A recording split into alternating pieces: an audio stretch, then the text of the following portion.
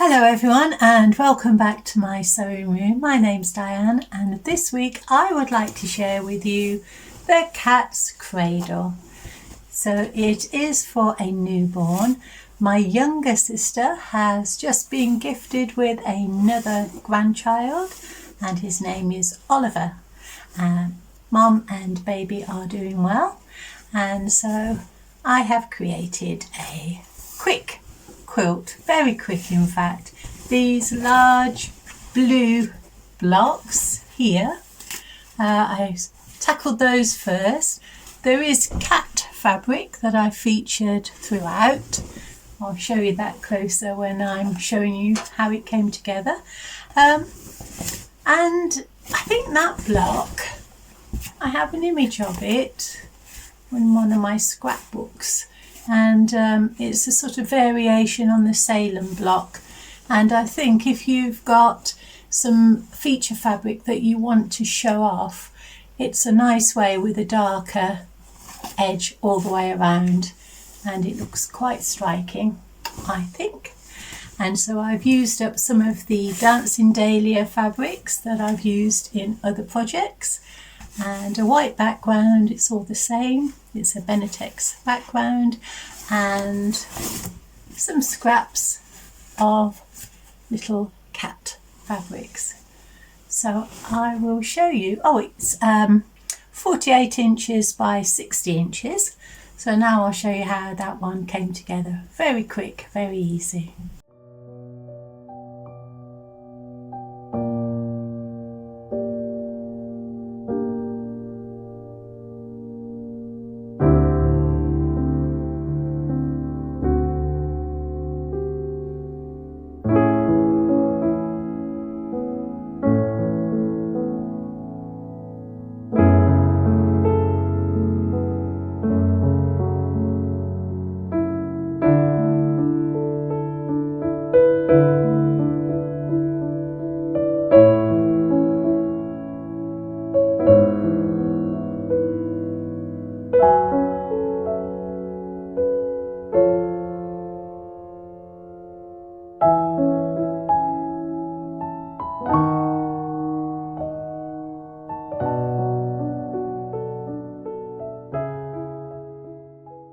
And then to quilt it, I pieced the back again with the Dancing Dahlias, that lovely blue, and some of the greeny aqua and gold that I've used on the front. So it all ties in nicely. And then I just used a block quilting. So I've just gone down all of the seams and across all of the seams. So these blocks finish at 2.5 inches, and so it's just a grid of 2.5 inch squares. So it'll all hold together nicely. I'm just going to give this a wash and get that ready, and then when I see my sister next, I can gift that on to her. So weather-wise, we're expecting storms today, so I can't wash it today. The sky has suddenly gone really, really dark. But as the rest of Europe, we have just come out of a very, very hot heat wave. And the heat itself is not so much of a problem. It's the humidity, I think, because you have, you don't glow. You say you don't perspire, you glow. Well, I'm wringing wet and glowing. It was very difficult. We've bought more fans than I know what to do with. There's another one just there. I've got them all around the place, bigger ones in other rooms. But yeah, we're keeping on top of it. And we're due for another heat wave next week. And so that's why I haven't been in the sewing room sewing, because it's just too hot. I've just been trying to survive. Close all the curtains, all the blinds, get the fans on. It's like living in a cave. And you think all winter you're waiting for this sun to come out and nice bright days, and then as soon as it does, phew, I mean, UK, we've got to make a change, because we're not geared up for this sort of weather. The roads melt. They've had the gritters out to put, some sand and broken up rocks on top of the melted surfaces to stop slippages. Some of the hospitals have had problems because some of the machine isn't working in the heat. The schools are closing. So the nicest place to be in the UK is around cinemas or picture houses because they're really air conditioned. Some of the restaurants are, some aren't. You've got to pick and choose. I've just done myself a sneaky pina colada. It's just, I don't know. You cope the best way you can. And so what else have I done this week? Well, over the last couple of weeks. I finished all the flowers and I filmed that the other day just before I took them off to the castle. So I'll insert that little bit of footage now to share with you. So this is the bag of flowers that I have. Not quite sure how many's in here, over 20 I think. I'll count them up and I'll tell you on the screen how many there are. So if you remember, I found some of this white thick fabric that I'd bought as a sort of insulator to go on my ironing board, and I had an offcut of that left and it's quite firm, so I thought that would be nice. It's nice and soft on the back, and I think that makes a nice foundation. So I've put a string on now. They ask you to put some sort of hoop on it for them to hang. I don't know how they're going to hang them off the castle, but I've got a selection of these white ones, and then I had some of the white backing fabric left over, and so I thought I'd make some more. So this one's I've put green and a red ruffle, sort of like a rosette, just gathered strips of fabric together. Well, I sewed a strip of fabric together to form a loop, and then I gathered that together and then just secured it onto the white. So there was that. And then, if you recall, I'd made in my following of Marion's World winter garland, I'd made this little acorn, and I wanted to make another one. I thought I would have another go at making the top slightly better. So I did make another one. I found in my knitting and crochet bag some odd pieces of wool.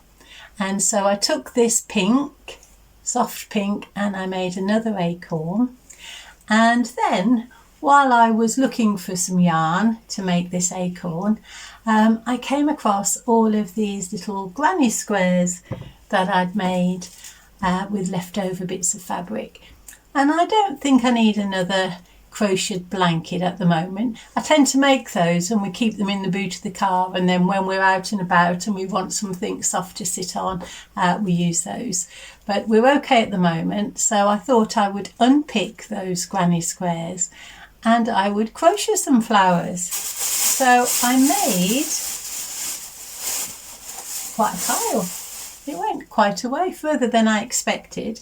This was my first one, just playing around. I didn't have a design or anything in mind. So this one, I thought I'd have a frilly edge, and it's got a little centre, yellow centre. So I thought I'd make that. I did that, and then I thought some of this wool was a little bit thicker, holds its shape more. So then I went on to make a series of these little flowers, just with the scraps of wool. Lots of different ones, all the different colours. There's quite a pile in the end, and they've all got loops on to hang. So quite a lot anyway. They're all the same, I don't need to go through them all. So what I'm going to do now is to get these up to the castle. They have given times and days that we can drop them off. So I'm going to get all these together. It doesn't say anything about attributing your name to them or anything. So I think they're just going to gather the bag in and take them from me. And so when the castle is decorated, I'll take a picture and I'll share with you what it looks like. The flower festival does look lovely usually, and so I'll take some images as we go. The church usually puts on a nice display, but I'm not sure how the flowers are going to cope with these heats. It's 38 degrees this week, and so yeah, doing smaller bits, little and often. So that's my bag of flowers. I'm not sure. In Marion's winter garland, I've just had a little pop-up on my phone, and it looks like she might have made a mushroom. Well, she has definitely made a mushroom. I haven't had a chance yet to watch the video, but whether that's for the winter garland, I'm not sure. But I shall have a look at that video and see what else can go into my little box of Winter Wonderland treasures. So, moving on. So those were the flowers for the castle. There were 25 in the end.